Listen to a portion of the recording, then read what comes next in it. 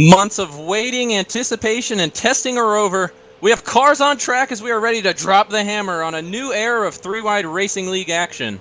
This is OCR TV broadcasting to you live from Atlanta Motor Speedway for the season opening race in the three-wide racing league.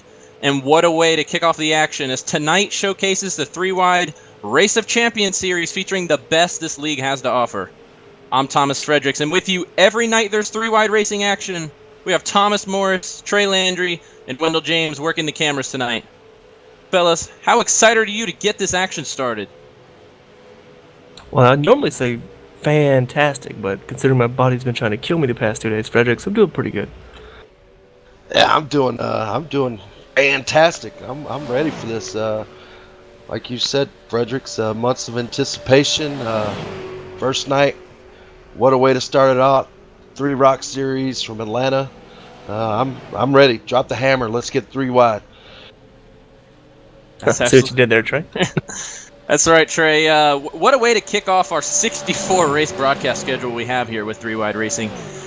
We're starting off with the best of the best. If you follow NASCAR from the 80s, 90s, and early 2000s, they had the IROC series that used to feature, I believe, Camaros of all equal setup.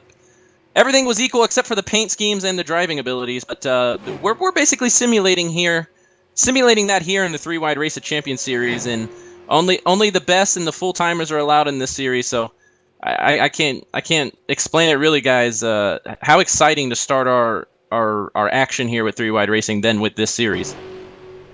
Yeah, I can't think of a better track car combo to start out with. This is gonna be some flat out. As we were talking off the stream earlier, it's gonna be some white knuckle racing as to get going along here. You have half a fuel load, so you get a little bit better tire wear, but still, this kind of speed and draft in these cars, it's definitely gonna come full circle by the end of a run.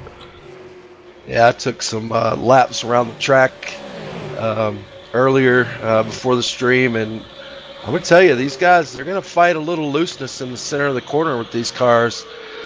Pretty much flat out. We'll see how the draft affects that, and I tell you, it's going to be a lot of beating and banging. So what's got me excited for this league as a whole? They are not the developers, the organizers, everyone involved with this league. They're not afraid to do things a little different. You're seeing here the super late model cars, the cars you see on quarter miles, half miles, not eighth miles, 3/4 mile short tracks, basically. Well, what we're doing is we're putting them on Atlanta, one of NASCAR's highest speed tracks, one of its toughest too, and we're throwing them out here. Yeah, I'd say one of its best for sure, as long as they don't repave it. So for them to do that, and then of course, I feel like they're doing that because you got the best drivers in the league doing this series. So I think we're in for something quite exciting. Without a doubt. I mean, I don't even think I could have thought of this track car combo, Fredericks. This is something that I really, really think they should be applauded for, because it looks like, just judging by practice, it's going to be a heck of a race. Well, not only that, but after tonight's race, in a couple weeks, we'll be at Martinsville, and then Watkins Glen, and then we get back to, yeah, that'll be fun. Then Iowa and Bristol.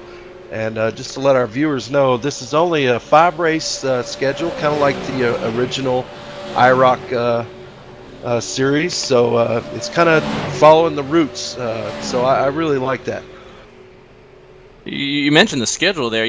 This is a Race of Champions series. That's the name of it, 3 Rock.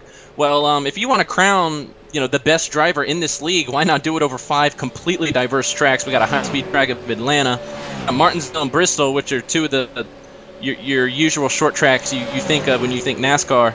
Then we got Iowa, which is kind of in the middle between Atlanta and Bristol and Martinsville. And then you got Watkins Glen, which is a road course. So whoever comes out on top at the end of this 5-race schedule, they truly are a diverse champion.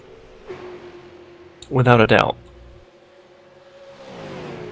Yeah, let me go see if I can grab the league president and talk to him and see what he's got to say about tonight. Boy, I tell you what, watching some of these guys in practice, they are fighting these things. Yeah, you would think it's definitely flat out going around this track, and you think that would mean it's easy, but I'm watching these cars come off of turn 2 at least, and they are sideways. Well, now this kind of reminds me of back in our early days here, Fredericks. Remember the street stocks at Charlotte? Kind of the same principle here, and kind of the same effect. You're absolutely right. All right, guys. I got Corey Lindsay. He's the league president of Three Wide Racing. We've been waiting on this for quite a while. All the social media hype is over. The cameras are on. It's about to go green. What can you tell us about tonight? Oh man, we got a heck of a field here, I think. Car is loose. It gets loose once you get into the run. I think if we can get it into a run, then we'll get to see a lot of really hard racing. It'll be exciting to see for sure. Now, so tell the viewers out there that's watching the stream right now, what makes the Three Rock League so special? Let's see. This is everybody here is a max charter driver, or they have a certain three-wide racing accolades, whether it be a certain specific race win or a championship under their belt. Everybody here is a prime supporter of three-wide racing, and what we'd want to say is probably the best of the best of three-wide, I guess. Oh, so you hit the nail on the head on that one, Fredericks. You coined it the best of the best. If it's anything like the action we saw at Homestead for the preseason, that was some amazing racing, and I don't want to say they eliminated any of the non-best of the best, because clearly everyone in this league showed what kind of abilities they have, but just the fact that we have a 23-car field with what even the league owner is labeling as the best of the best, that kind of speaks for itself on what kind of show we're probably going to get tonight. So can you tell me, Corey, where did you guys get this idea to run this series in this type of format with this car?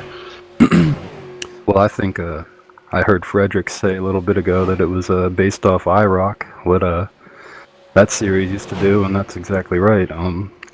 We ran the Super Late model back in 2014, using it as a Super Late model series. We really enjoyed the car, but we wanted to move up along the ranks with NASCAR. So we brought back the Super Late model, but we made a significant adjustment, and now we call them Three Rock cars. Yeah, that's really cool. We were talking about the kind of the throwback with the traditional looking IROC paint schemes, and everybody looks the same, and the drivers' names on the car. It's definitely hats off to you guys for coming up with this idea. Oh, well, thank you. It should be an exciting series to watch. I sure hope so. I wish they would bring this back in real life. I really enjoyed IROC, and I think everybody running a similar car, whenever you have somebody like Kyle Busch and Joey Logano and some of those other guys, I think it'd be really interesting to see what we could bring out of that in today's talent. Those two in particular right now? Oh, especially right now. Yeah. Well, Corey, before I let you get back to your team to get ready for the race, is there any sponsors you'd like to plug? Anybody out there in TV land that you'd like to give a shout out to? We got to thank Nathan Young Designs. Got to thank Nathan Young in particularly for making us work a deal out with Tom of Cold Hard Art. We didn't have a Cup Series sponsorship about 2-3 weeks ago. We were kind of looking at maybe going, unsponsored, but luckily Nathan had a connection with Tom and Cold Hard Art, and we're really thankful to have all those guys aboard, along with you guys. We were kind of looking for a broadcast team for a long time, and Chad Brown he gave us the reference to you guys, and here we are. We're making it all work. All right, Corey. I know I can speak on behalf of Morris and Fredericks and Wendell. We're looking forward to covering you guys, man. Thanks for joining us in the booth. Hey, thank you guys. And before we wait to see where we go with our next interview here, we got looking at the times here. We got Peter Short there in the 33 car. He's your fastest right now in practice. We're going to run through a quick top 5 here. We got Jess Story in second, Race Clark in third, fourth is Paul Ross, and fifth is Cameron Rich. Those guys, the top 5, only separated by 1/10, and I'm sure you guys remember, and anyone that happened to not see the preseason testing race they had at Homestead, looking at those top 5 names, fellas, those are the top 5 names we saw racing for the win there at Homestead. It's like a shocker, isn't it? It's like the talent is kind of carried over into the series. You're saying they can drive? That's what I'm hearing. No, without a doubt. Been watching some of the guys on Twitter throughout the little brief period we had since the preseason of this kickoff race here, and you can just definitely tell the passion and some of the guys really working hard on the paint schemes, trying to get them, not particularly for this series, because they all, like we talked about earlier, have the basic IROC scheme for everybody, but the paint schemes for their Cup and B series, and then working closely, getting all their team details worked out to kick off this year. You spoke on that. How cool is that? I know you and Trey were having a kick with it because you guys are fairly active on Twitter, but the media day that 3 Wide had, this is a sim, and this is supposed to be something that some people could call a game. But it's so fun, the environment this league is putting together, where people are legitimately like taking it to the next level and making it that much more fun with something as simple as like media day. I love the fact, gosh, I know his name is going to escape me. I should have wrote it down. He live streamed, I think it was on Periscope or maybe Twitter video, one of the two. I think it was Johnny Thomas, maybe? Yeah, he live streamed his media day, which is, that's something I've never seen done before on the sim side, so it was pretty awesome to watch him do that. Full immersion is what it is. All right, fellas, I just caught up with Eisentech Enterprise Motorsports owner and as well as driver of the number 77, Drew Eisenman. How's it going tonight, Drew? Hey, it's going well. How are you guys doing? We are doing pretty good. Excited to be here. So Drew, we see these speeds tonight on the charts, man. I'm telling you, these times are close. What do you expect out of the race tonight? I think it's going to be really tight for the first 10, 15 laps, and then the rear tires just get burned off of these cars, and it literally is like a dirt preview after 10 laps. You're just basically counter steering through the corners. So I think after that it's going to get real interesting, but it's fun to drive, but it's flat out. Like, you don't have to use the throttle at all. You're right on the floor, but you're definitely counter steering through the corners, which is very interesting at Atlanta. Yeah, I bet. Tell us a little bit about your team and some of your drivers. Who are some of the guys that we should watch out for on your team? Well, we got Cameron in the 17 car in the Cup Series, the Coulthard Art Series. So, he won the most races last year. He's fast everywhere we go. So, in my personal opinion, obviously I'm biased, but I think he is probably the odds-on favorite for the Cup Championship this year. And we brought over Race Clark, who joined us in an off-season move. Really excited with him. He'll be driving the 22 car in the Cup Series. He's a great dude. We're gonna hopefully do a little podcast thing, doing a weekly recap. That'll be kind of fun. He got in victory lane a couple times in the Cup Series, and then we got Peter Short, who's a guy I've raced with for almost a decade now in our leagues, and managed to convince him to come over here, and I think he's going to surprise people with his speed as well. Well, I tell you what, you don't look to be short on talent. As I'm looking at the speed charts, you got 3 of your cars are in the top 5, and you're not very far behind in 8th place right now.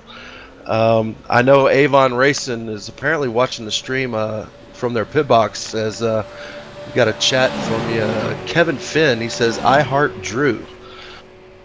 No, me and Kevin are close. We're good buds. So heart you too, Kevin. All right, Drew, I'll let you get back to your team so you can discuss strategy. Thanks for joining us, man, and good luck to you tonight. All right, thanks, Trey. Thanks for having me up here, guys. 14 minutes left in practice here. Kind of want to pass on the information about tonight's structure. We got an 80-lap race coming up. Interesting tidbit here. No qualifying, Morris. How about that? Yeah, that's my kind of qualifying, right? That's right. It's a random draw, right? I think, going back to the IROC series, they may have qualified in the later stages, but I believe in the beginning of that series, they just kind of randomly drew where you started, so that makes it really fun. You know, in hindsight, because this is all reminiscing, I believe what they used to do, I believe they used to actually run opposite of points, now that I think about it. Because I remember they always had, like, Because we say your the fast guys would be driver. in the back. Yeah. Right. But, technically they were all supposed to be fast, because, I mean, they were champions. But they would put the people, the top of the points at the back and the bottom of the points at the front. We'll have to double check if they do that here. It's probably just a random draw each week. Tonight's definitely got to be a random draw because they don't have points to fall back on. But just another aspect of this race that's going to be so exciting. I mean, you're looking at Peter Short right now. He's the fastest car on track, fastest driver on track. He might have to start 23rd. We don't know how this draw is going to work. So someone with his caliber starting 23rd with how these cars are handling, it would be fun to see how this mixes and etc. I'm not sure if it goes by I rating, like when you don't qualify in a race that has qualifying. If it does that, then we can kind of make a guess to who's going to get the pole. But if it's just set up in a different way, then yeah, you could have been practiced at the top of the board all practice and then find yourself starting deep in the field. Which is always not great, but kind of, you've shown the speed, so you should be able to work your way through the field. So a little IROC trivia for you guys. Oh boy. Yeah, so who has the most IROC championships? Can I just go on a limb? Is it Mark? Yeah. I'm just going to say Mark Martin to every answer. Yeah, I'm pretty sure it's Mark Martin. He dominated that series. He did, but if I remember correctly, he is tied with Dale Earnhardt with 4. So you hear that, Mark? Get back in for one more. I know, right? Well, he can't be beaten now. I was going to touch on that. But yes. If they had the sponsorship, they'd bring it back, I'm sure. Slightly off topic. I really like those cars they closed out the series in with those old Trans Ams. Those are sharp looking cars. These cars tonight aren't too shabby looking themselves. No, I like them. We got some. Finally, I was curious what kind of cars we're working with here. The Dodge Challengers is what the Super Late Model Series is using, or at least this series is. That's what this is. You can paint. Yeah, you can paint whatever you want on them. All matching Dodge Challengers, so that would be the lone manufacturer racing here tonight in this series. All default setup. Only thing that's different is that driver and that paint scheme. Maybe a little bit of talent here and there. Well, we got 80 laps to figure that one out. Judging by Homestead, that's going to be pretty hard to figure out. That was 10 cars could have won that race at any point in that race. What an exciting way to kick off our preview of what we were going to be working with this whole year. I think the fuel strategy too, by only running half a tank, that's going to kind of.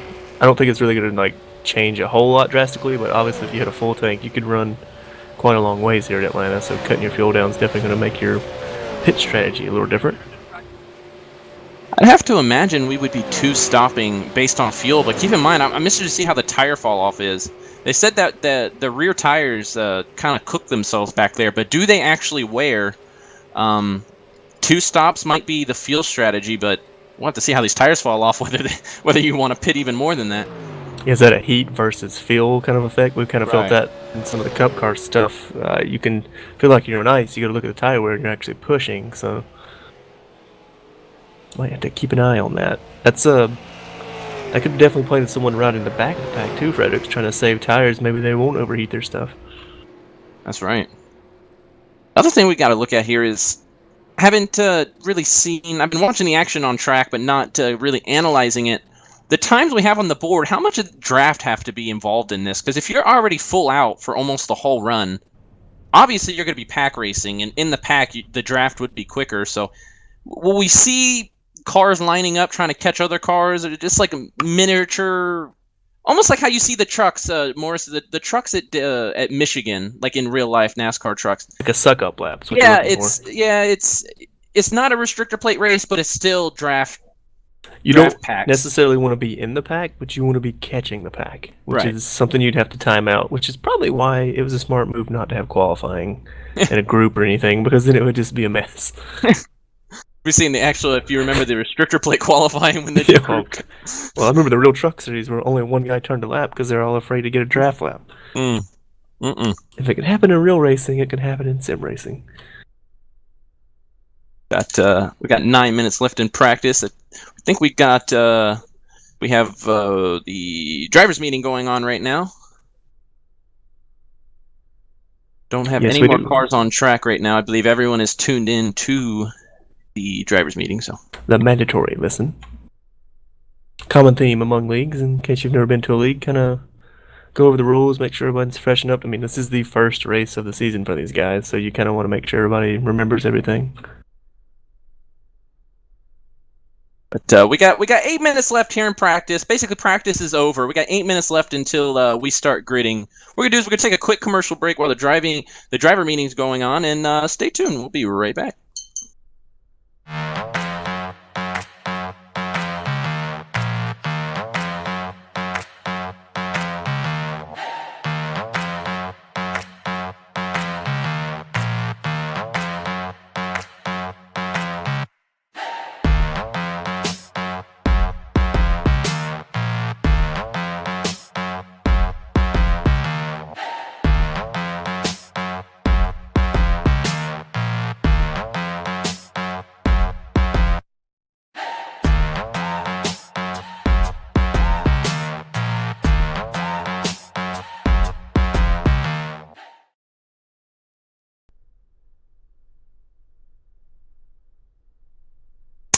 Well, commercial break over.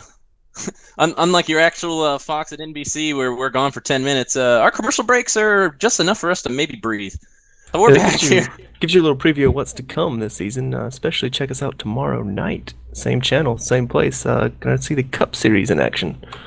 That's right. Any action here on OCR TV is right here on YouTube, hopefully coming to an iRacing Live near you. Go ahead and bookmark this, subscribe, do all the other stuff you do on YouTube that I always forget. Do that. Like, share, comment.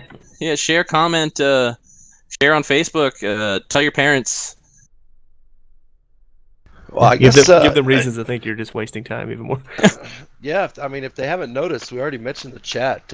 We are very interactive with our chat participants, so suggestions, comments, want to comment on the action or give us a little fun fact about one of your favorite drivers, I guarantee you we will interact with you.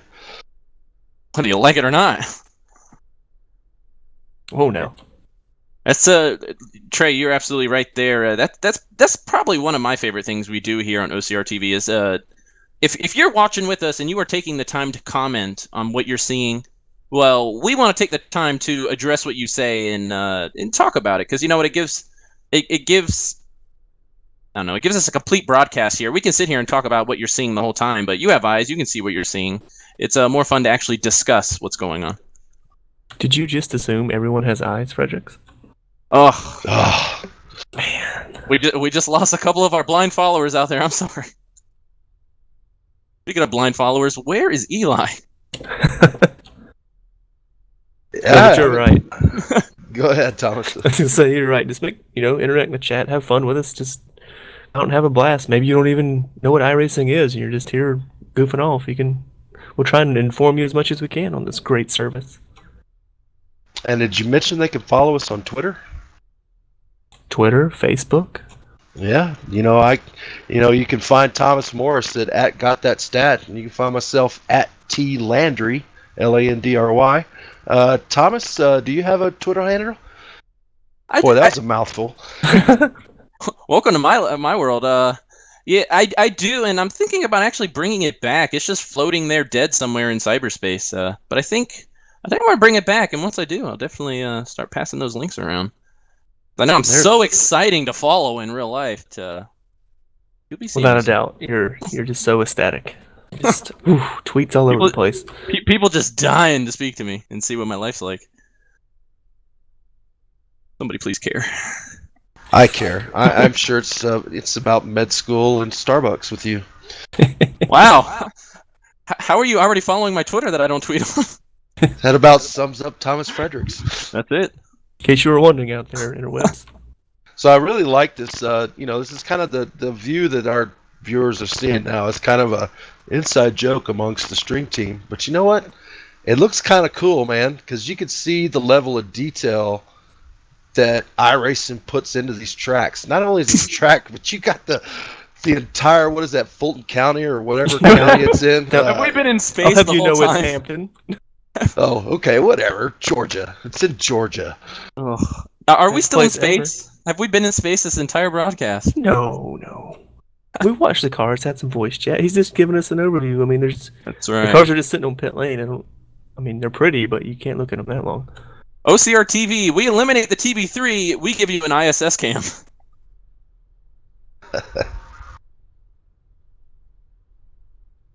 Because our producer is not happy.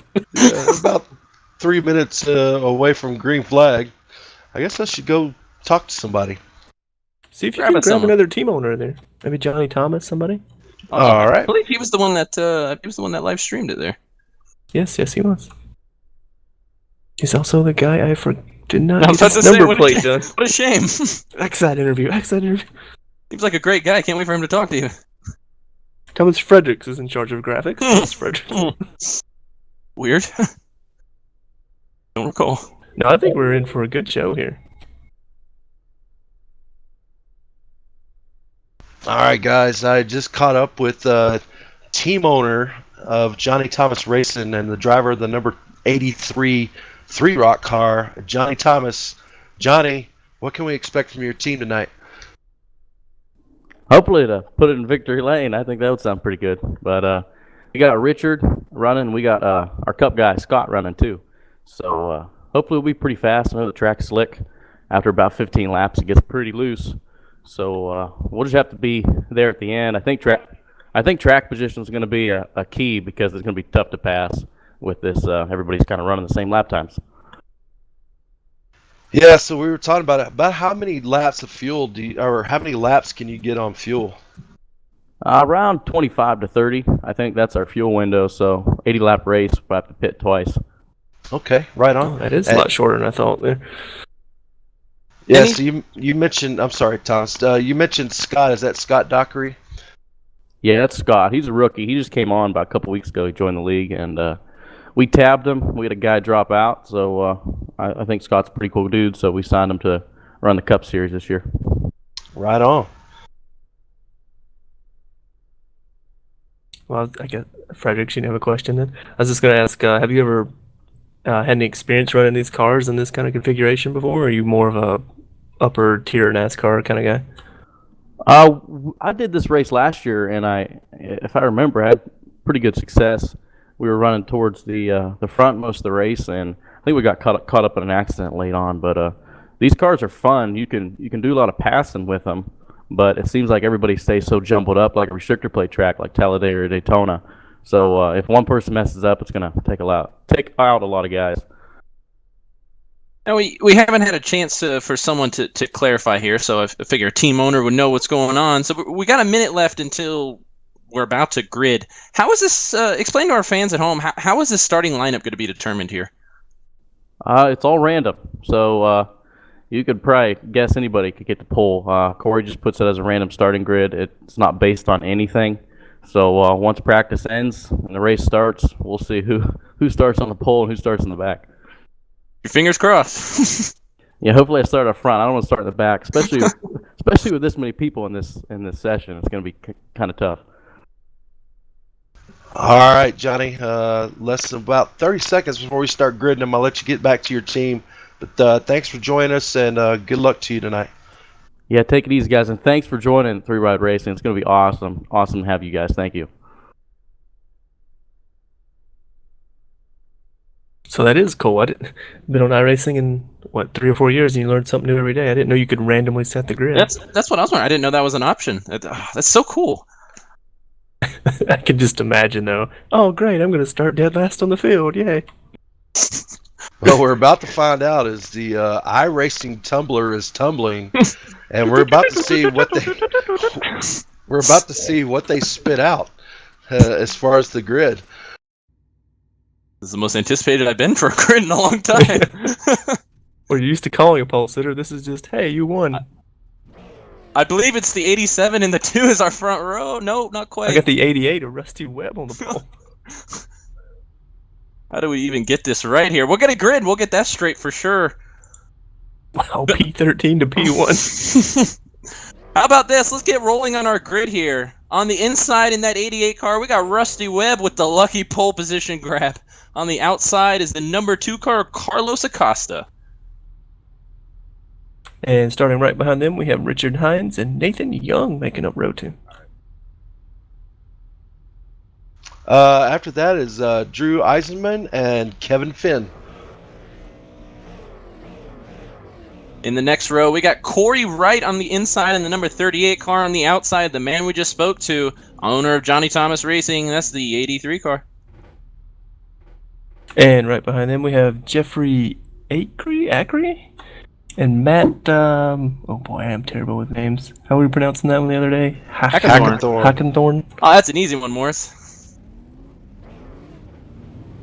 All right, starting P11 is Scott Dockery and Race Clark starting P12. Lucky number 13, our league owner, Corey Lindsay in that 90 car. And outside of him, the myth, the legend, the number 64 car, Chad Brown. Right behind those guys, we have Paul Ross and Richard Lafferty.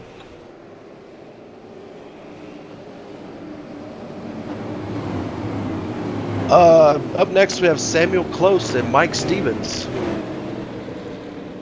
Couple fast guys back here. 19th, we got Jess Story in the 7 car, and 20th, Cameron Rich. Both these drivers looking to rip through the field. And rounding out the group, we have Peter Short and Danny. Ooh boy, Fredericks, you're good with names, right? Let's go, Dale. Oh man, dang it, Danny De Almeida. There we go. I tell you what, we kind of talked about this. Fastest in practice, and you're starting tail end Charlie. Almost like iRacing does that on purpose. You want to make Regardless, it interesting. pace car is about to turn off here, boys. Got 64 races we'll be following here on OCR TV. This is race number 1, ready to kick off from Atlanta. And we're green. Good jump for the pole sitter there.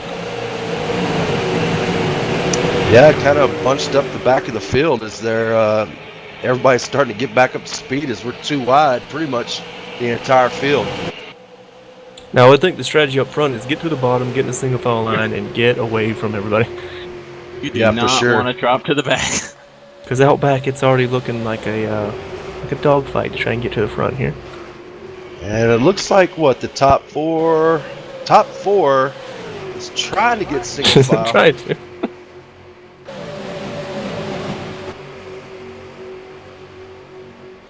Got a pass there for 3rd. That's Johnny Thomas picking up the position over Kevin Finn. Move him up to 3rd. Kevin Finn just riding high and handsome there, holding on to P4. It's a couple guys kind of riding the high line there, maybe trying to just save their stuff, not trying to ride the bottom. Yeah, you think that saves the tires up there, Morris?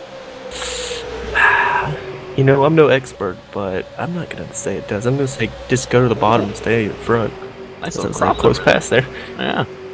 You can see the outside line there builds up a lot of momentum. The 14 car of Kevin Finn, we saw him riding up high there for a couple of laps, and he really carried that momentum to make the pass on the 2 car. The 2 car's momentum is still kind of not going in the right direction. He's going to fall back to 5th now. I think momentum's going to be the word here. Yeah, well, we talked about when we did the B race. Definitely, momentum's a huge thing in this, and especially in these cars because they're wide open. So if you have to lift any, you're just going to get run over, basically freight trained. We got 23 cars on track. It is going to be darn near impossible to capture all this action here on one shot here. We're about 2 by 2 all the way back to about 13th. They're pretty calm on that. I noticed everyone's kind of settled, just trying to make sure that they don't fall too far behind. Got a pass for the lead. Johnny Thomas there. He talked about last year. He believes he had some good fortune and a good car. Well, right now he's looking to make the pass for the lead. Looking like he might get it. Yeah, he's at the preferred line, I would think here. He doesn't really have any help behind him. Slide up and clear him. He don't need any help. Yeah, there he goes. New leader. Maybe, if he can hold it back to the start-finish line. We got the 88 car looking to make the up and under here. Because they're only official at the start-finish line, boys. That's right. Well, Johnny Thomas credit for every lap. Yeah, he does have some help up there on the high line. So I think Johnny Thomas led that lap. Kind of like the Dale Jr. up there leading the high line around. Yeah, he's Well, now our definitely leader graphic. Yeah, he's got four cars up there in that high line with him, so they kind of like that up there. Trey, you know no one else is allowed to talk when I want to talk, right? Haven't you been Especially here when long you're enough? going to say that. You can hush, right? Well, I mean, you talk so much. I mean, I just figure I got to I push know. the button when I got the chance. They were trying to break away this top 4 or 5 here, but they clearly the back half of the field is just, or the back half of the top 10 is just reeling them right back in. Another car here making his voice known. That's Cody Wright in that 38 car. He's moved himself up third.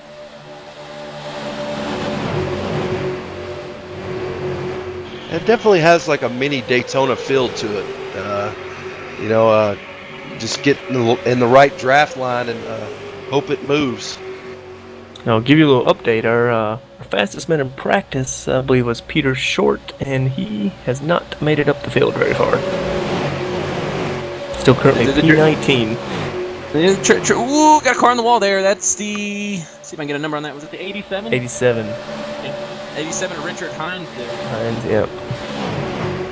Hearing maybe the 63 as well. Got some wall there. 87's gonna kill all his momentum as Chad Brown there making a little side-by-side contact with a 32. Well, I kind of wonder. I can kind of mention this kind of has like a mini Daytona feel to it. Do you think those guys that qualified in the back, they might just be like, okay, we know we're fast in practice. Maybe we just hang around in the back, play that possum strategy. Had a little. Do you think that's 83 got sorry, the good wall. show. Trey, 83 popped the wall there too while trying to race for the lead. Definitely going to cost him a lot of spots, really. They moved from battling for the lead to now being passed to be moved to the 7th position. I feel like we're going to have a lot of cars with right front damage there. You're either chasing it off the corner. 83 got loose there too. There's cars all over the place now. Oh, we got a couple more of the wall back there. Yeah. Oh, that's going to be a yellow. Yeah, caution's out. The 87's cars race went from bad to worse there. Started P3 and now got the wall pretty hard there. 87 and the 32 both collected. The 32 actually went up the wall. That's we're on lap 10, and they mentioned lap 10 is when the cars kind of hit a light switch there, and they become super loose. And it was almost like as soon as we hit lap 10, everyone was sliding through 1 and 2 there. I tell you what, this caution benefits Johnny Thomas. He got into that wall, like you guys mentioned. He's got a lot of right front damage, and that will definitely hurt you here at Atlanta. Well, that was actually a 3-car incident involving the 7 car as well. This had nowhere to go when the 32 bounced off the wall.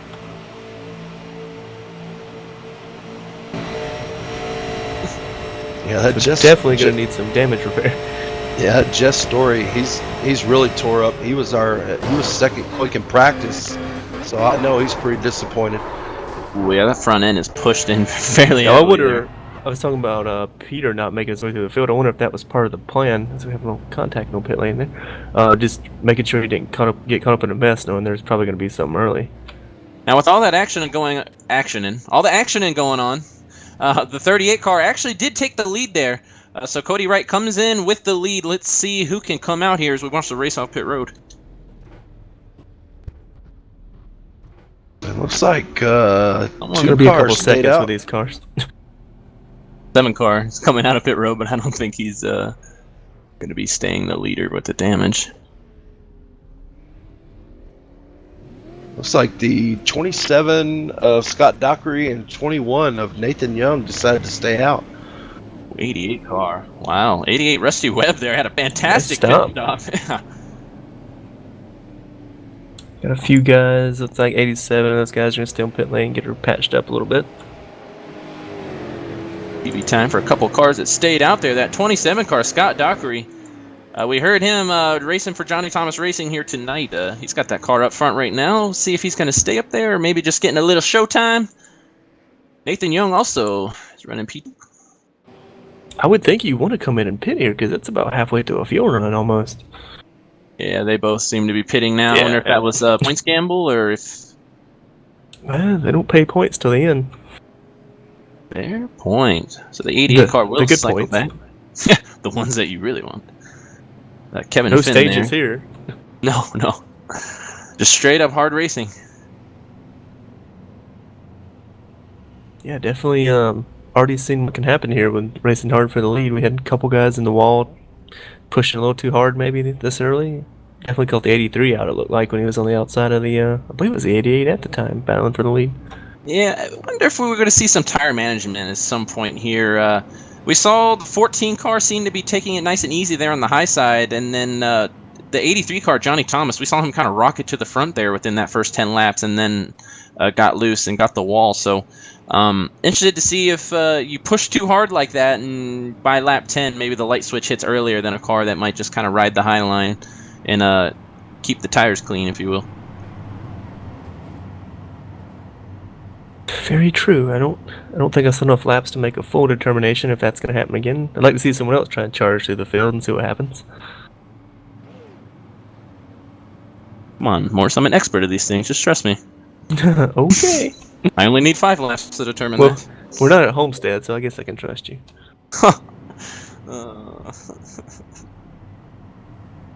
You know how to hurt my heart. Not like there's any video evidence of that anywhere. Go ahead, do your plug. It's too early in the year for plugs. I can plug that we are 1 to go. Lights are off on the pace car.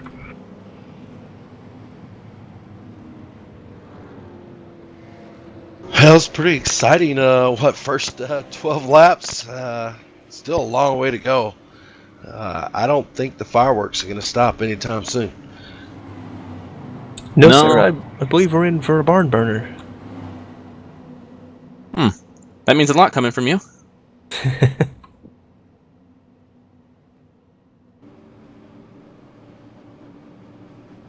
Just looking at our grid before we go back to green, we got clearly Rusty Webb's up front, but some guys have made some moves. Got some guys up from 10th, 12th, 7th, 6th on the grid, currently in the top 5. So definitely, if you can get up there, you can make the moves. It's just making sure you get up there without burning your stuff up or getting caught up in somebody else's mix-up. How do you know where people started? I bring up the results and it has the grid on it. Weird!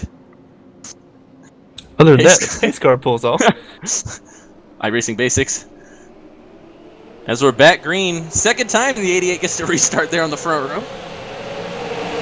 Once again, Bottom lane nice gets easy jump. going. Yeah. Top line's a little slow. I believe that's like that in real life there, too. 37, Ooh, they Ryan clipped the already. wall a little bit. Oh, big gaggle of cars back there. Kind of stacked him up there. The 77 car lost all his momentum. He's going to end up nowhere where he wants to be. And just like we talked about, all that momentum loss, it just stacks everyone up behind you. They can't get going, and they start swerving and trying to miss you. And next thing you know, you end up with a mess.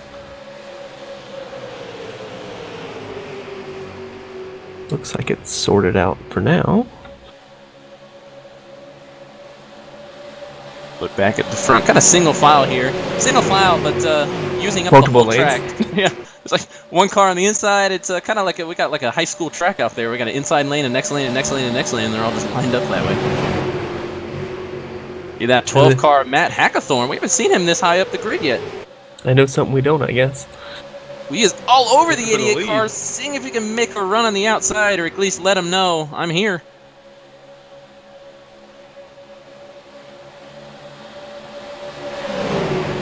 Playing a little super speedway tactic there of a little bump draft. Yeah, you gotta be 38 car. careful here. That front stretch is not straight. Ooh, and neither is the nose on these Dodge Ooh. Challengers. Neither are the fenders. Cody Wright, Little hip check there. yeah, he wasn't going to waste time there. He said, if you're not going to make a move on the 80, I'm going to go through. You see what it cost him there. Kind of just had to ease back into the bottom here. 14's gonna try and make the run, but nowhere to go. Oh, there it goes! Oh, Oh, no! save it. Good save, good save. Wow. Wow, that's some driving there. Did I just not say, boys, you can't push here. There's not enough straights. Rusty there, he was kind of using almost, I don't want to say the whole track. He went in the middle lane and then came to the bottom as the 38 looked to be looking underneath him. That just wasn't going to work. Yeah, you definitely can't push these things in the corner as we just saw there.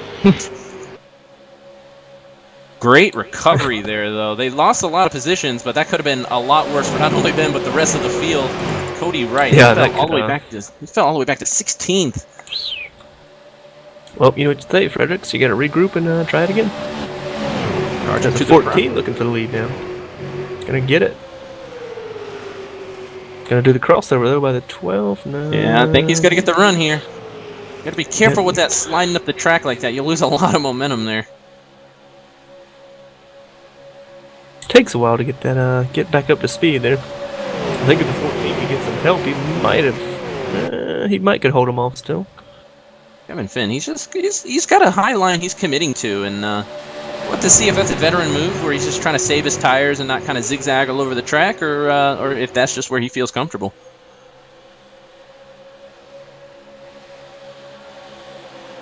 Getting ready to hit that light switch lap here soon. About 3 laps. We'll see if these cars get sideways again. Samuel Close.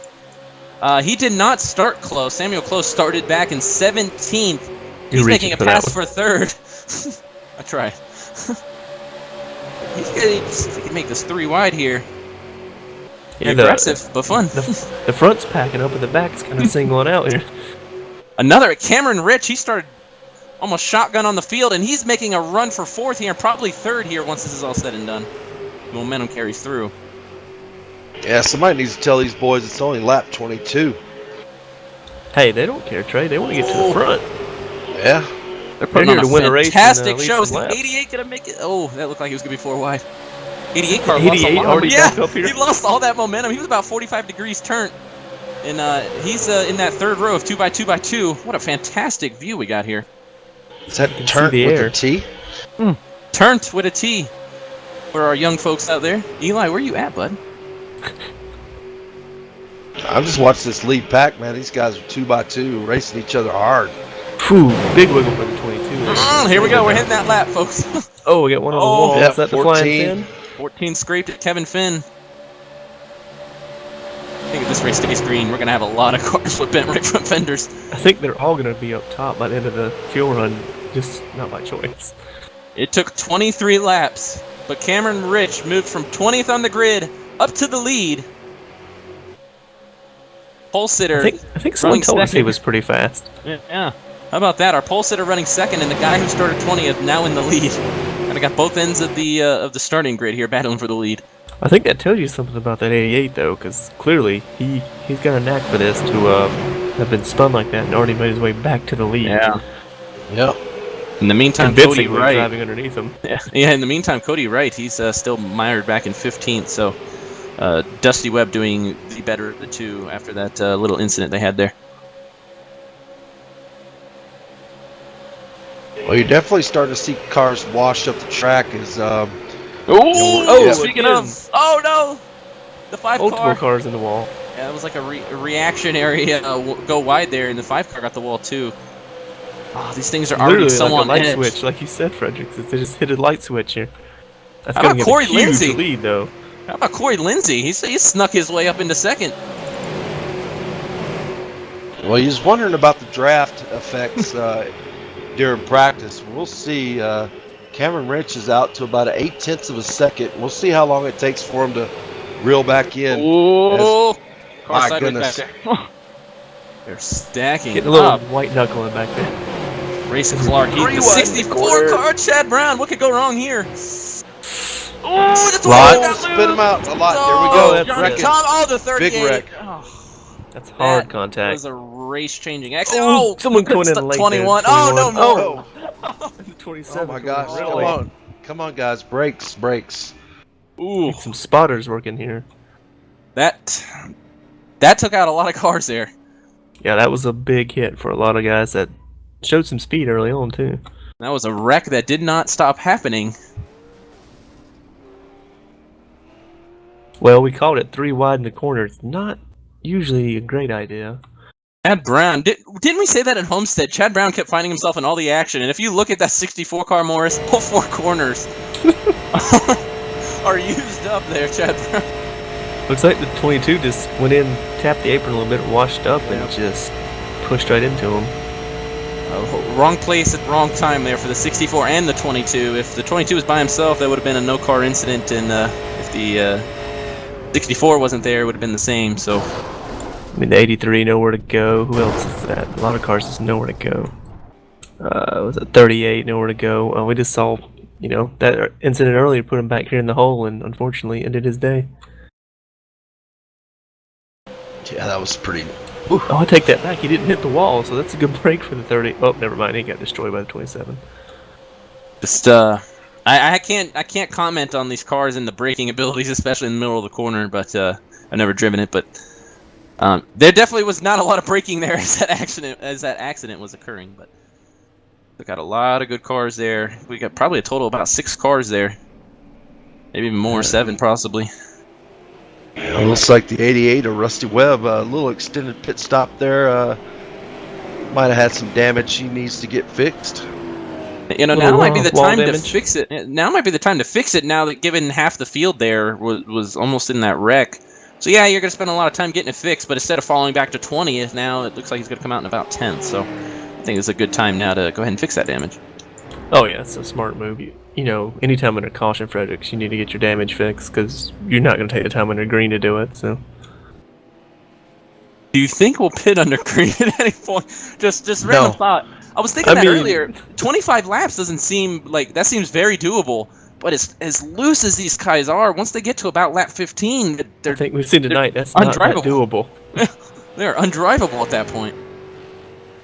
I brought it up earlier, Fredericks.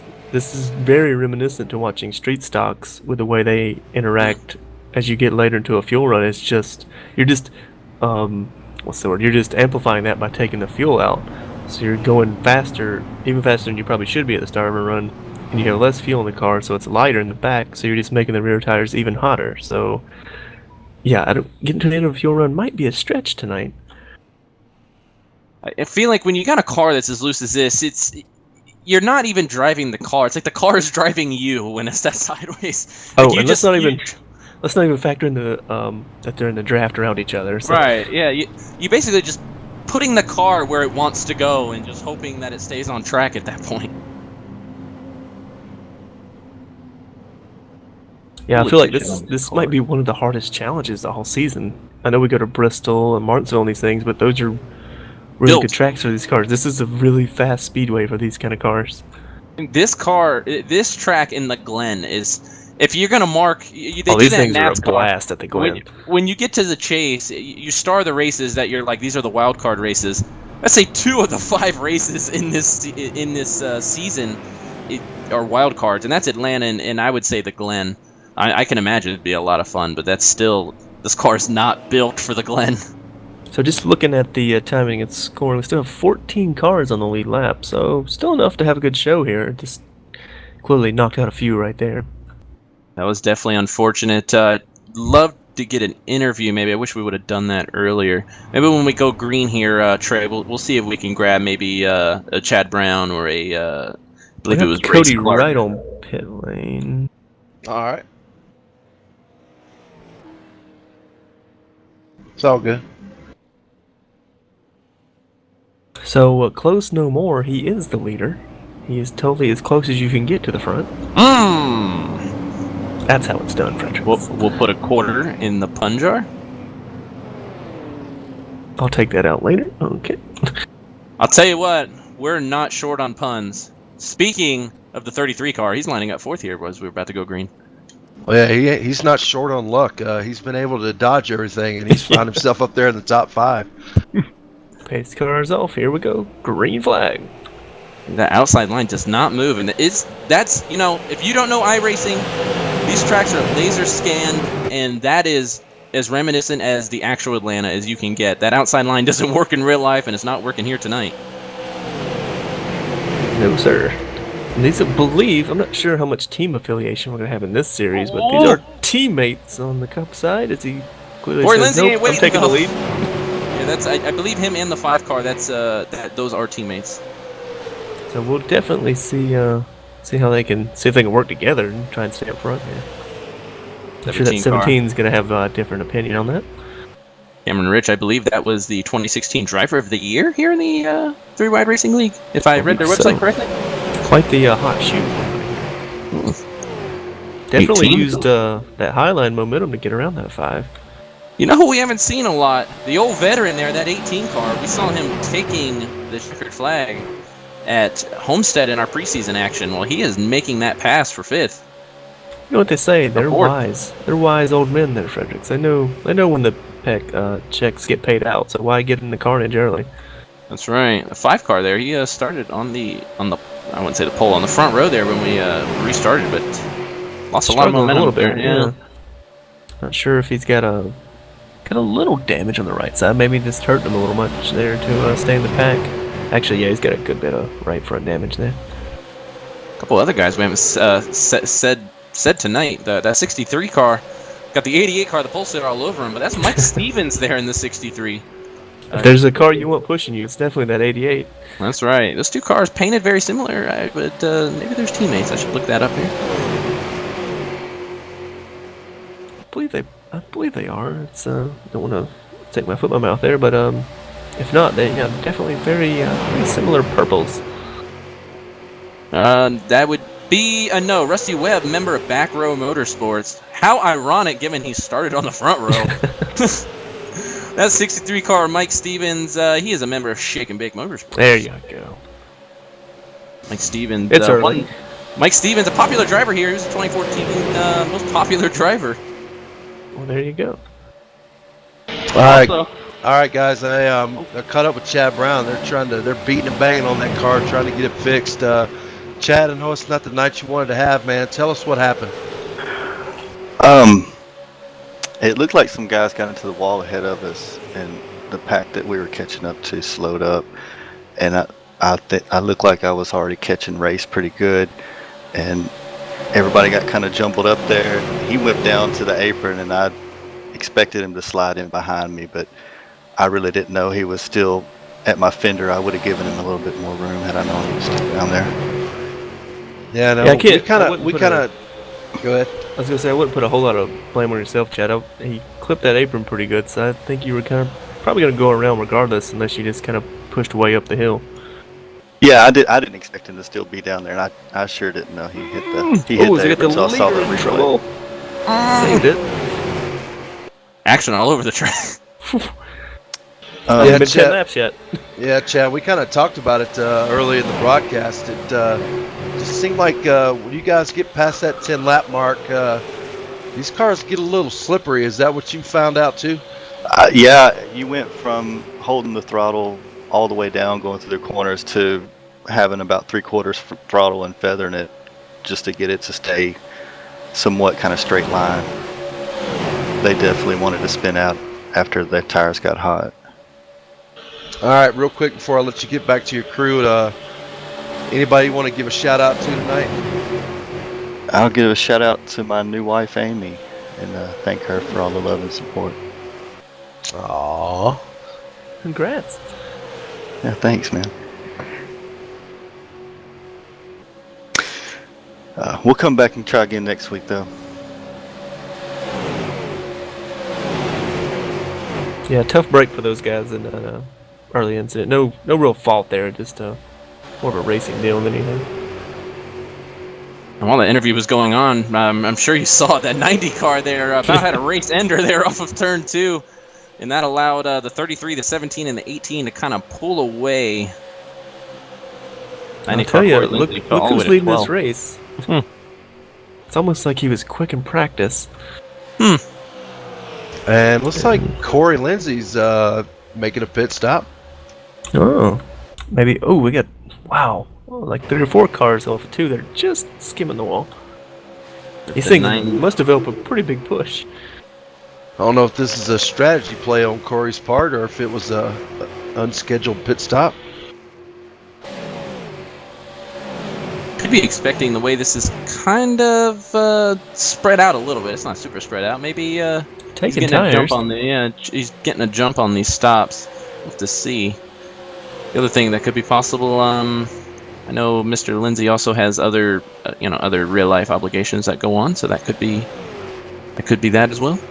Got the Leaders Cup catching some damaged cars here. Might actually get a pick. No, he's gonna stay out. And that's his teammate there, the 17, the 83 teammates there. So I was interested to see how that was going to work out. Actually, no, I'm sorry, Eisentech Motorsports, that 17 car of Cameron Rich. So I'll get the teams right by the 64th race at least. Got 64 to get it right. So. No, those are teammates together right there, 33 and 17. So. That's a little bump drafting, boys. Boys, you gotta be careful. Drew Reinsman's had an up and down race, but he's got 2 of his cars there up in first and second, so I'm sure we'll And take that that. KGO veteran running P3. Now, I tell you what, if I was these guys running in the top 3, I would just kind of get in the line here. They're pulling away from 4th place Carlos Acosta, and I think I would just kind of ride like this and try to see how it plays out. I will confirm the 90 car of Corey Lindsay has pushed that car behind the wall and has officially retired. So, unfortunate for Lindsay. Sunday nights aren't his. I guess I don't want to say priority because the whole league's his priority, but real life kind of gets in the way sometimes on Sundays. So, big shout out to him. Yeah, it's unfortunate, but like we always say, that real life thing kind of gets in the way. Mm-hmm. Yeah, adulting. Confirmed. Adulting sucks. Yeah, absolutely. So yeah, looking at the, there's a couple of items we missed watching all the action. Tanner Sharp. Hope everyone is enjoying the broadcast. Wish I could race the series, but the schedule forbid me from participating. Well, Tanner, we're sorry you missed it too. We look forward to seeing you, hopefully in the Cup or the B-Car series. And Jessica Seaman is giving a shout out to number 17. I love you, baby. Oh. He's back, and how about that? Our man's in the lead by quite a bit right now. He's got his teammate behind him. That's the biggest lead we've seen all night. Absolutely. We got the old veteran there in third, and then they got a 3-second gap back to Carlos Acosta, who's also being run down right now by Kevin Finn. So I think you're right. You guys mentioned it. Stay in line, get this thing to the next pit stop, and then race it out. We know we got at least 1 pit stop left to go. Yeah, those top 3 beat Carlos by almost 4/10 last lap. So. Yeah, and it's about coming on 20 laps of green flag here, so we might see a green flag pit stop. Ooh, I'm excited for that, especially all the as crazy it's been tonight. Now, Frederick, I'm a man of fuel numbers, so is it a little strategy here for guys to ride behind some people and maybe get a couple extra laps? That's interesting because can they make it? I forget what lap. I need to check that out. What lap did they last pit? Because we know they can make 25 laps. If they pitted with more than 50 laps to go, some of these guys might be trying to make it on 1 more stop while the leaders can only make it on 2 more stops. Well, we know if you can make it to 50, you'll be good. So, most likely. Well, I guess it's at 25 to 30, depending on what kind of mileage you're getting. That's true. So if they got to get to 25 to go when the window will open. If any of these drivers have to pit earlier than that, then we know it's going to be close on fuel. Well, I tell you what, definitely getting strung out now, though. Yeah, that 3rd place Paul Ross, he's lost the draft, as the teammates have done a pretty good job of sticking nose to tail there. It's almost like they're on the same TeamSpeak channel. Kind of reminds me of the old Daytona tandem drafting. Might look at the 63 car here. We got while the 2 cars have broken away, we got like a 5-car train here. The 2 car is moving backwards. You guys mentioned it earlier. Just does not have the pace here to battle for a win. He's got the Flying Finn back out leading this pack. So we got the 2 heading to pit lane this time. We'll see. Is a little early. I'm curious to see if pit strategy is actually going to be a thing here. Or if the 2 cars his tires are so cooked right now, he said, just give me some more freshies because I'm not sitting out here anymore. Big thing to watch here, too, is pit lane getting on and off. You can lose a lot of time. Yeah. I was going to say, too, I don't know, Thomas, do you want to pit here by yourself? I mean, we see how important the draft is. I mean, pitting without a partner, that can't be good.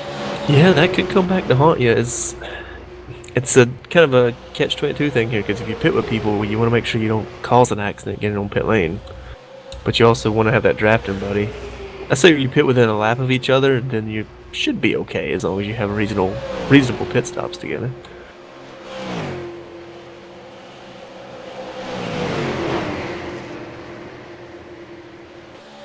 That gaggle is still definitely back there from 4th on back now.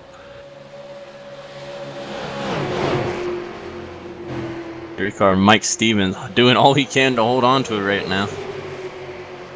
She's a handful, and it's in traffic, so. Well, only makes it Definitely. worse. The thing hurting these guys is they're not getting in. I know it's hard to do, but getting in line together and trying to run down the front pack. They're racing so hard, they're just costing themselves lap time. Yeah. Almost a second. They lost. Yeah.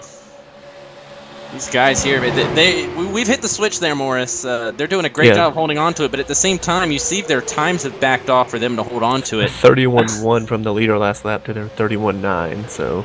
I think these guys are doing all they can just to keep the car on track, and it's, I think, affecting their lap times at this point. Also, we haven't seen, speaking of Richard Lafferty, he was putting on a really good show at Homestead in our preseason race in the B-Car Series, and we haven't seen it said his name a lot tonight, but he's sitting there in 7th there, and the car looks clean compared to some of these others he's racing around.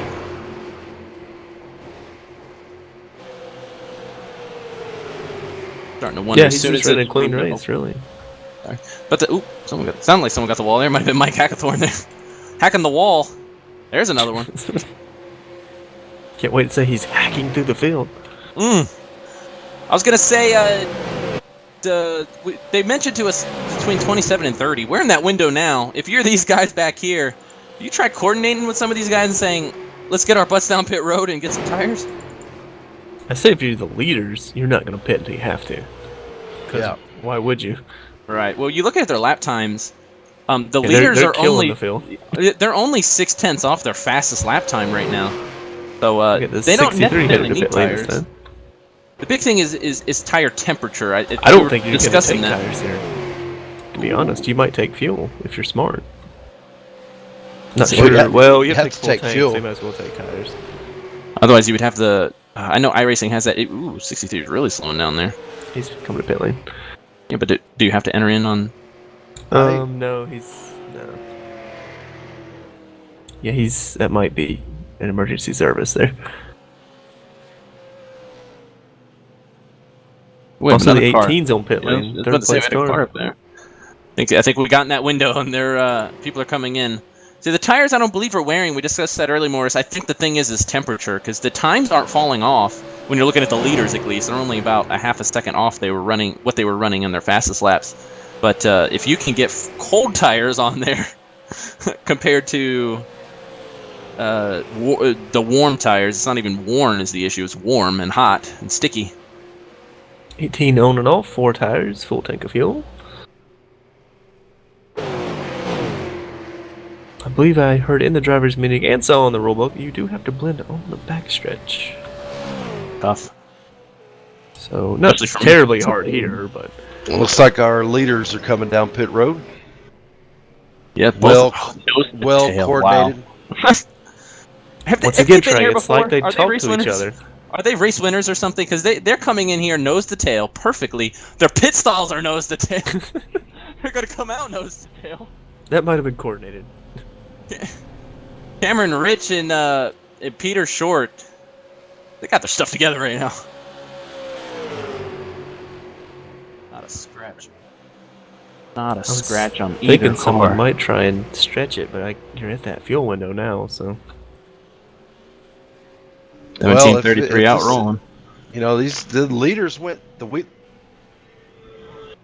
the leaders went 30 laps, so they should be able to make it if it stays green as our leaders exit pit road and you just coming saw through 1 and 2. You just saw on the stream there Kevin Finn, who's been running in the top 5 kind of all night.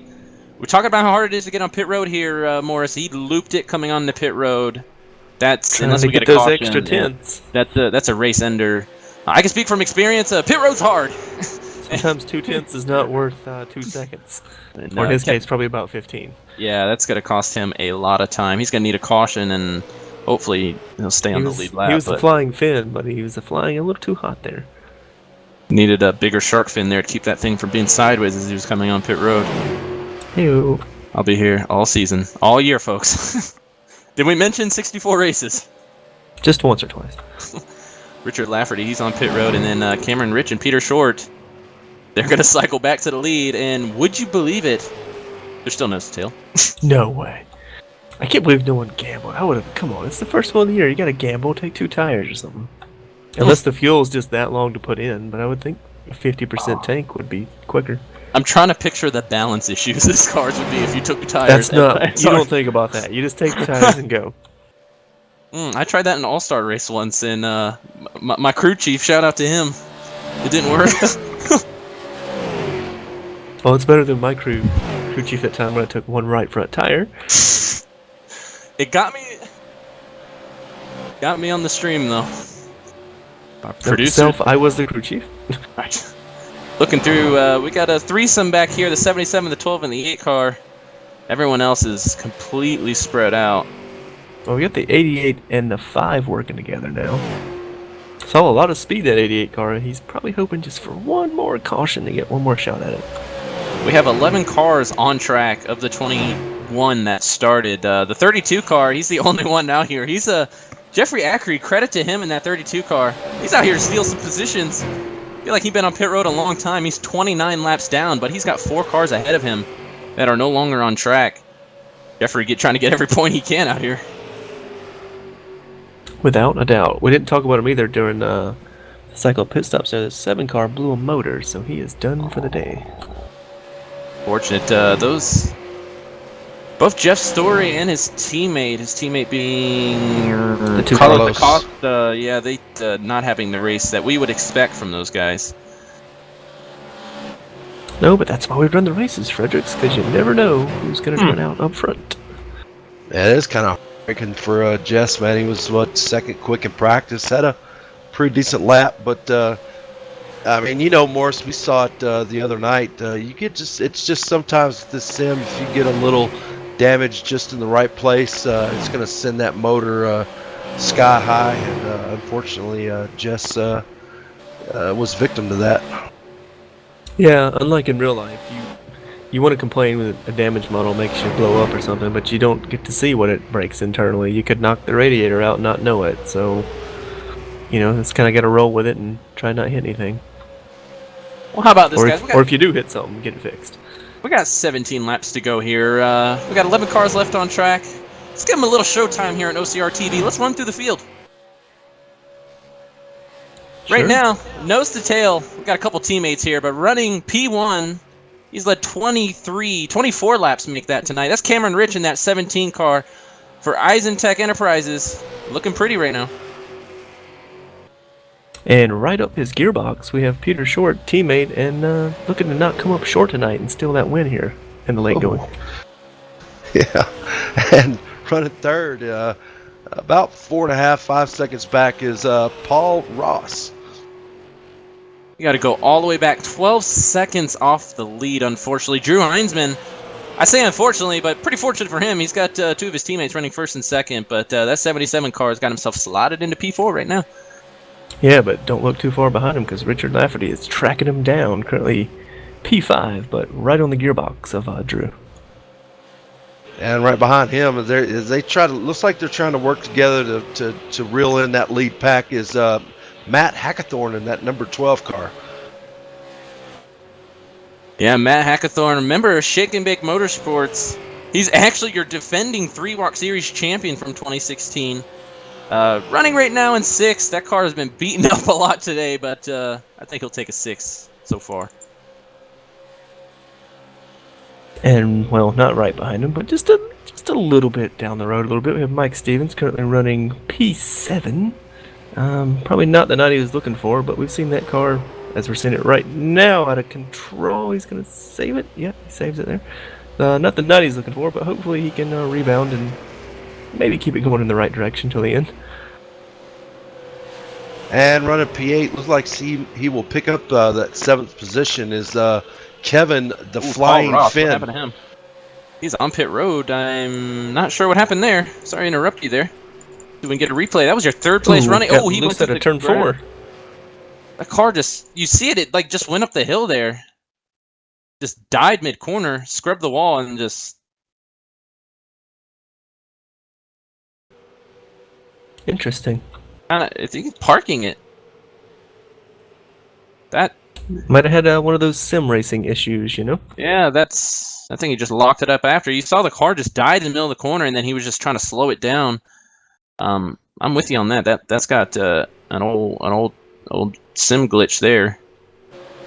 Or something on his sim side, I would say. It's not really the Oh, sim. I tell you what, that's 63. We should have had a camera of him all night. He is loose. Pick up where we left off. We got that 88 car, Rusty Webb. He was your pole sitter by random draw. He's running in 8th. That's a member of Back Row Motorsports. He's not running back row. He's running nice in 8th right now. And the final car on the lead lap, the man who was close to the front most of the night, but looks like he's going to come up a little short tonight, will be Samuel Close. P9 right now, trying to hang on to that. Looks like he will, because Paul Ross is the 10th place car, 1 lap down now.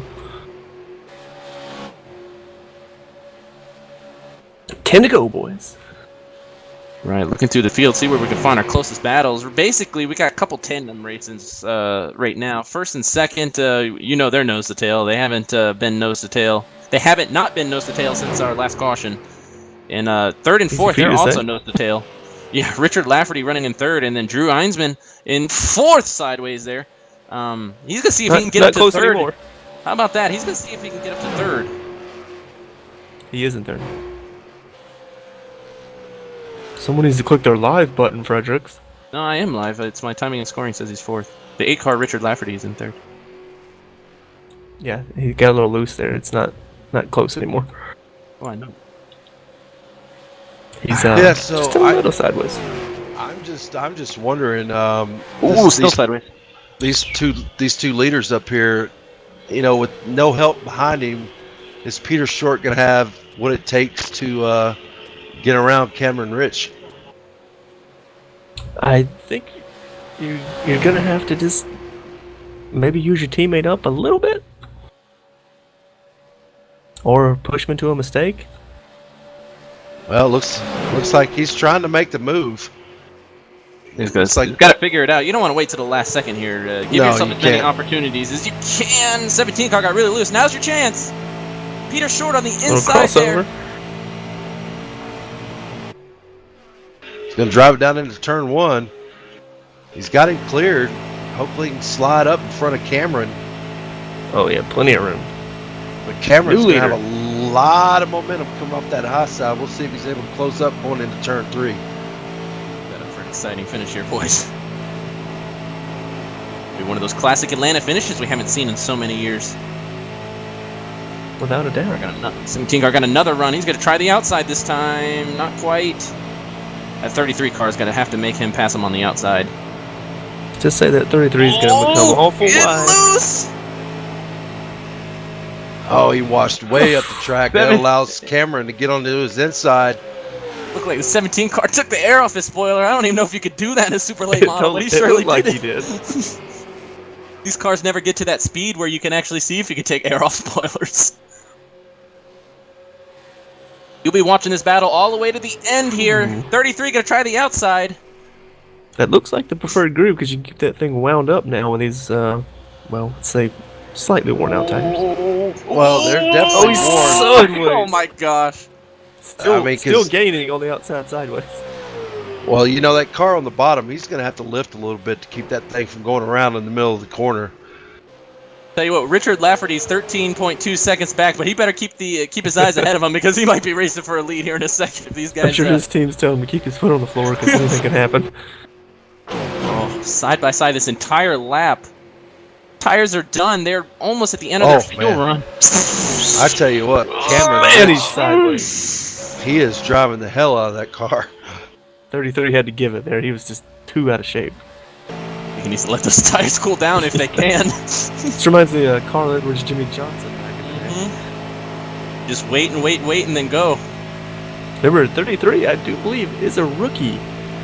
So, might be making a splash into the series here. Yeah, 2017, his rookie season here for Eisentech Enterprises. But Drew Einsman, he's kind of... If he knows... I hope he doesn't know what's going on because he might be getting nervous knowing his team cars battling as hard as they are right now. 33 car with the run on the outside. Yeah, that's a big run there through the center. He's going to try to make it stick on the outside of 3 and 4. Now, if he wasn't a teammate, I'd say he'd probably side draft him a little bit more. Didn't you side draft as loose as these cars are? Let's just say I would definitely make sure I use my car on his, not his on mine. Our producer makes a good point. You could try it once. Yeah, I was going to say once. Wow, that 33 car. That's what the white flag's for. Speaking of white flags, we should be coming to the white flag. It's gonna be checkers or records here. Is he going to come And- up short? At what point do you think Peter tries the up and under? I wonder if it looks like Right what he here. might be setting him up for. Oh, I don't Big think he got run. to He's him got in to go on the time. outside, though. Yep.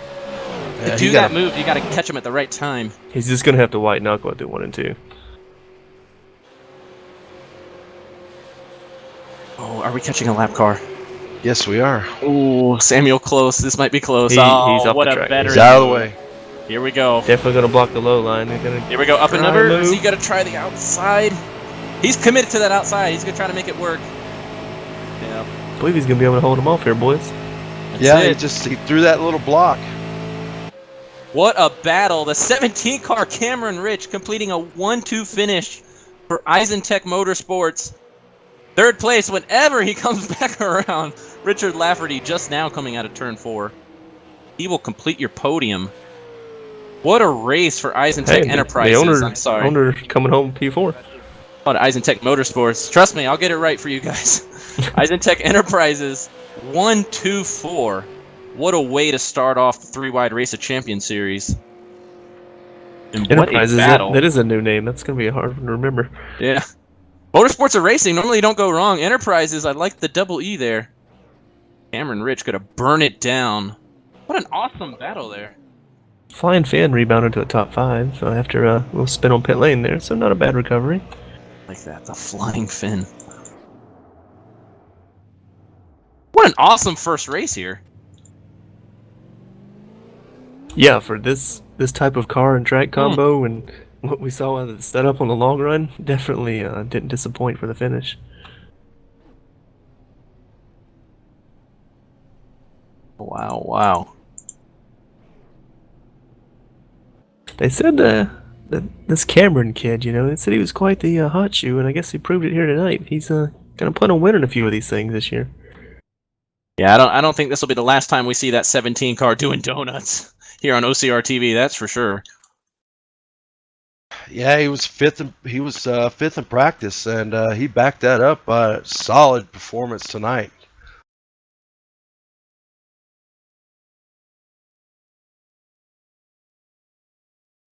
I don't even think we brought this up, did we? But he started P20 in the field. Peter Short, P21. Ended up 1-2 tonight. You can't keep fast drivers away from the front of the field. That's just where they belong. So It didn't matter where these qualified, guys right? started. Yeah, it didn't matter where these guys started. They were going to find their way to the front. Actually, a lot of deep starters finished in the top 10 tonight. So Comers and goers. a lot of that helped by that big wreck about halfway through the race. But I think that's kind of the game you play with. It's kind of drafting like this. You have some of the old mindset of stay in the back and ride it out, and then the fastest guys want to get up front and try and lead the laps.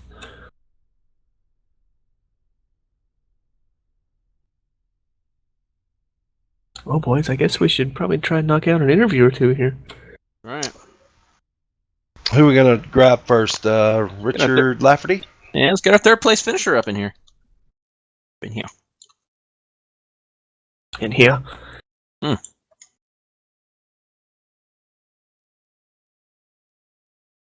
right, I've plucked him out of thin air. Here's your P3 finisher, Richard Lafferty. What's going on, guys? Not much, man. Solid finish. 12th in practice, started P16. Finished third for your Johnny Thomas race team. Tell us about your race tonight, Richard. Just trying to keep it clean. I think that was the biggest thing, as you saw. And then kind of trying to take care of the tires. I feel like I never really figured that out, but I guess I figured it out good enough to at least be somewhat competitive. Now, was this your first kind of, let's just say forte or experience in this kind of format with this car, or is this something you've done a lot or been a part of in the league before? I think I've done one or two other 3-Rock races in the past, but I don't have a lot of experience. This car is fun to drive. It's tough on these big tracks, and it's really tough in Atlanta where it's so loose. Yeah, without a doubt. We saw you guys struggling after 10, 15 laps. It just looks like those rear tires were screaming for mercy. Yeah, that right rear, I think that's what it was all about. It was just trying to keep it intact to get a little bit of drive off. I felt like on the long run, even though I was back running about 10th, which I did about the first half of the race, I think towards the end of the run, I felt like I was doing a better job. I don't know how, but of taking care of that right rear maybe.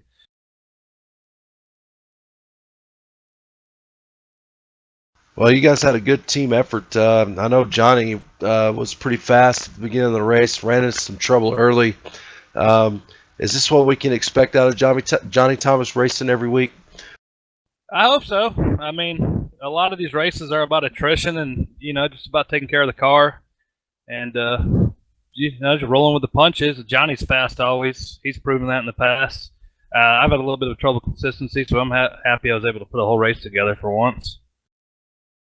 All right, man. Before we let you get back to your crew, is there anybody that any sponsors you'd like to thank, or anybody you'd like to give a shout out to?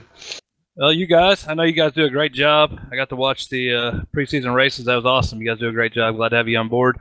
Corey for doing a great job running the league, and Johnny Thomas Racing. And Johnny Thomas makes it fun. It wouldn't be near as fun without him. And any of my teammates, I know Scott was in the race tonight. He had a little bit of trouble, but hopefully we'll get him going, and hopefully we'll have a good season. Appreciate it, guys.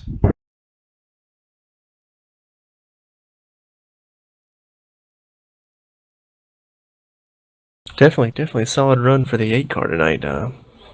Looking for a lot more out of the Johnny Thomas Racing stable once we get into the full swing of the A and the B car here, Mr. Fredericks. And they're definitely going in the right direction. We saw them pretty competitive there in the preseason events as well. So that's another one of those teams. We saw the 3OG and the RK Motorsports and the Eisentech Enterprises and Johnny Thomas Racing. That's put them right up there with those guys. Going to be battling for wins week in and week out.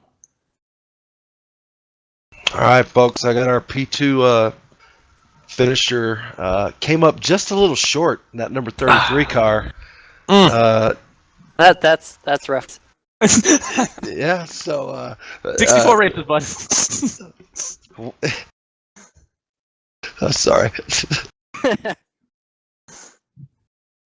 Tell us about your racer. Man, started in the back. Lotto Q. You never know where you're gonna start. First run, kind of just took it easy. Got lucky. These cars were a handful to drive after about 10 laps, and we were able to work our way up, just keep it smooth and stay out of other people's way. I know other people were dirt tracking out there, and just kind of kept cool. Got some really good pit stops, able to make some ground up in pit road, and finally was just able to make my way up there. And Cam and I just basically stayed in line and worked together. I was going to ask about that finish there. Was anything running through your head to try and do anything different to get around him? We saw the hard side-by-side racing you did the final 5 or so laps, and just seemed like you couldn't make the move right at the end to get around him. Yeah, it was one of those things the car handled a lot differently if you were out front or whether you're behind the car. I found that out early in the race, and I found, that if you were tucked up behind a car, you were a little bit tighter than the car in the front, hoping that my tires would just last a little bit better if I did that, and just stuck behind Cam. And we swapped back and forth, and it was a lot of fun. I just went at the wrong time, and it was almost like a super speedway out there, but it was a handful to drive, and it was a lot of fun. Well, you definitely put on a good show, especially that finish. That definitely something you should go back and look at. It was pretty entertaining. Yeah, I was hoping we'd be side by side right to the line, but in turns 1 and 2, I actually got a little bit tight there on the final lap, a little bit tighter than I expected. Same thing in 3 and 4. I probably just used up my right front a little bit too much there at the end, but it was a lot of fun. Loved it. All right, Peter. Before we let you go, is there any sponsors you'd like to plug, or anybody you'd like to give a shout out to? I just want to thank Eisentech for bringing me on board. I've been good friends with Drew Eisenman for probably 10 years now, and he came across and said, "Hey, you want to come drive for us?" And I said, "Sure enough," and it's a lot of fun so far. All right, folks. P2 came up just a little short, but I don't doubt we will be talking to him many times over the weeks to come. Thanks, Peter. Good race tonight, buddy. Thank you. I love the puns we're going to have there all making year friends long. already. All right. All right, let me go down here and grab race winner.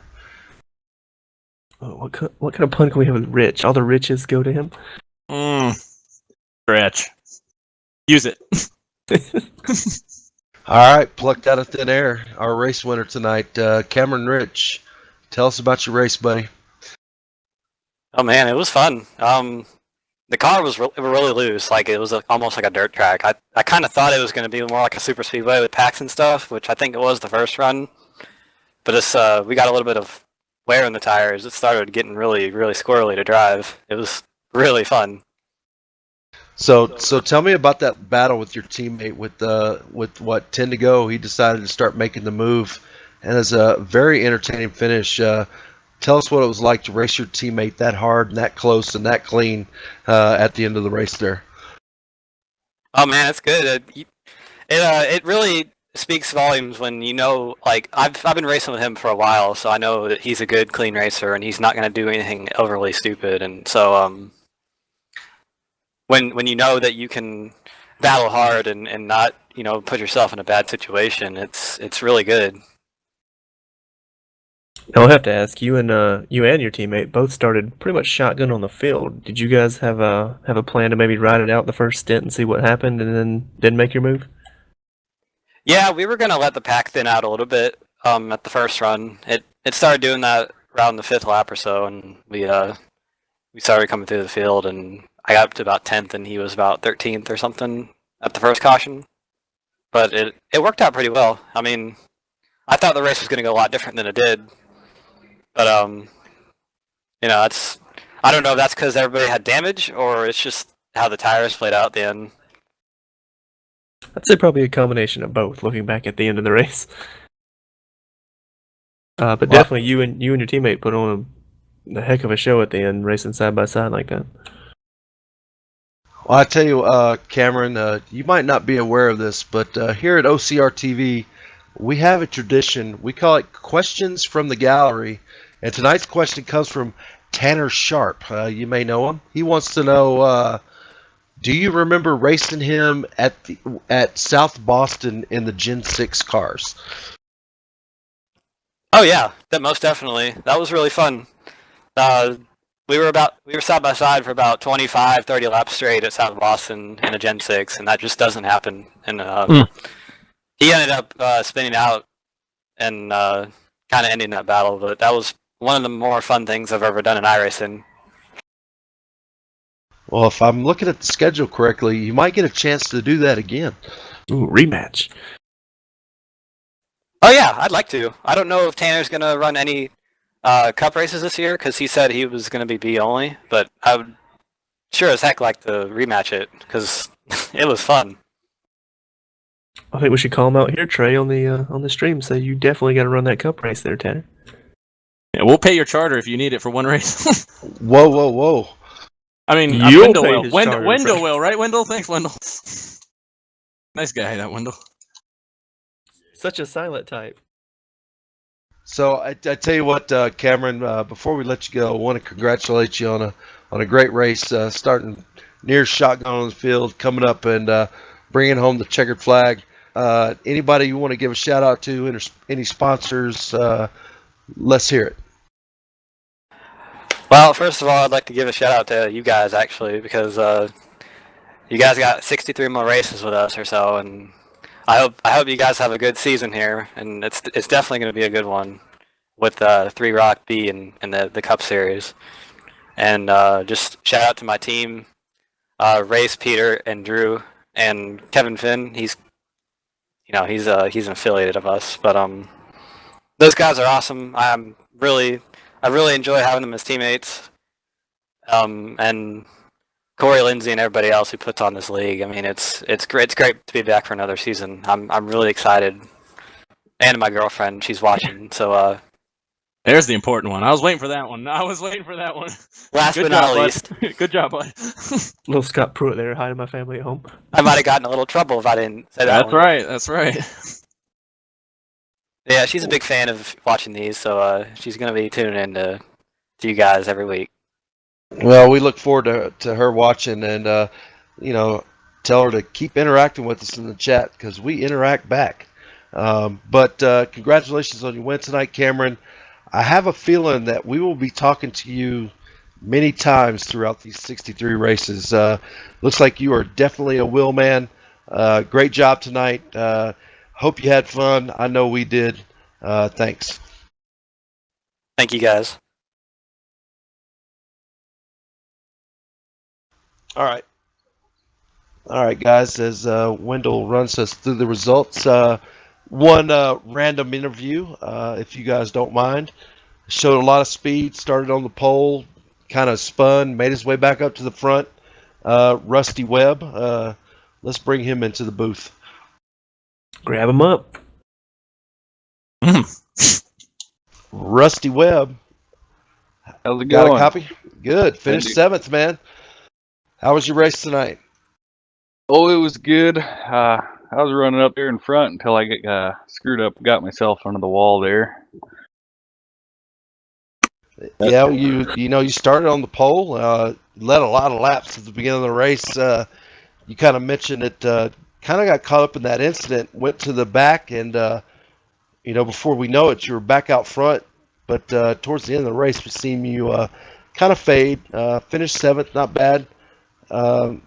What else can we expect from you moving forward? Well, hopefully the same, but with a better finish, running up front. But the car was I liked the way the car was handling, but after I got in the wall and then had to repair the damage, and then it started, I think, 10th, and I worked my way back up 5th, but just wore out my tires and ended up back in 10th, and then it was a long green flag, so I really couldn't get back up there. I was gonna say we saw a lot of speed out of that car early, and it's like a heck of a save. At one point during the race, there you got a little contact with, I believe it was a 38, and you guys both went to about a 45-degree angle through 1 and 2, but you guys managed to save it. Like you said, you drove back up to 5th at that point, and we thought you were going to be a contender, but I guess we know now that those tires were pretty important when you really had to use them to get back to the front. Yeah, I think when that happened, I fell back to 5th and ended up driving back to the lead, which was awesome. But then I ended up putting myself under the wall and then screwing up Sam a little bit there, and I feel bad about that. But it wasn't too bad of a night. I guess it could have been worse and wrecked out of the race. All right, so our next race is Martinsville. What can we expect from you guys at that racetrack? Hopefully a lot of the same. I think this race was pretty good. Not sure how well I'll do at Martinsville, but it's the kind of track I like to race on, so hopefully I'll do pretty good there. All right, Rusty, one more time before we let you go. Any sponsors, anybody you'd like to give a shout out to? Just 3 Wide Racing, Cold Hard Art for the Cup cars. They're sponsoring the Cup this year, and Back Row Motorsports and 3OG. I'll be driving the B car for them this year. All right, Rusty, thanks a lot, man. Solid finish tonight. P7. We look forward to seeing your next race, bud. Yeah, I'd like to thank you guys for coming on board this year. OCR TV.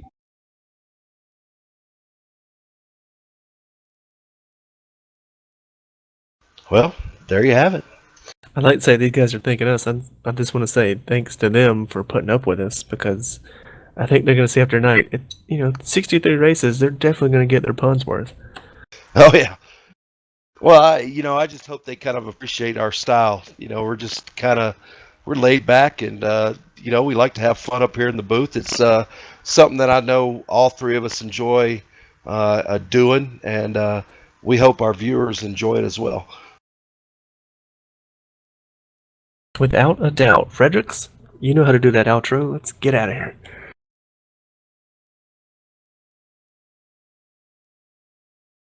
I think Fredericks is already outroed. I should learn how to unmute things. So, if you liked what we had tonight, guess what? We come back at you tomorrow night with more action. Even faster cars. Yeah, you like fast cars, and do you like fast tracks? Well, of course you do. I'm not asking for your actual answer, because I know you do. You're going to come back tomorrow night and watch us at the exact same time, where you're going to see a car action. Correct me if I'm wrong there. At Talladega, how about that? their version of the Clash, coming from the high banks, high speeds, draft action of Talladega. You're going to want to tune in again tomorrow night here on OCR TV. Find us on YouTube, clearly, because you're watching us there. Go ahead and hit that subscribe button and come back again tomorrow night. You're going to want to find us on Facebook and Twitter at OCR TV. You're definitely going to want to find that 3-Wide Racing League there on Twitter. They're very active on that and keep you up to date on what's going on in the league. Check out 3wideracing.com, 3wideracingleague.com. And finally, tune in tomorrow night. That's it. That's all you got to do. Come see us again. Watch more of this awesome 3-Wide Racing League action. I'm Thomas Fredericks. We got Thomas Morris, Trey Landry, Wendell James. You didn't get to hear him all night, but he brought you all the awesome camera work. We'll see you tomorrow night. See ya!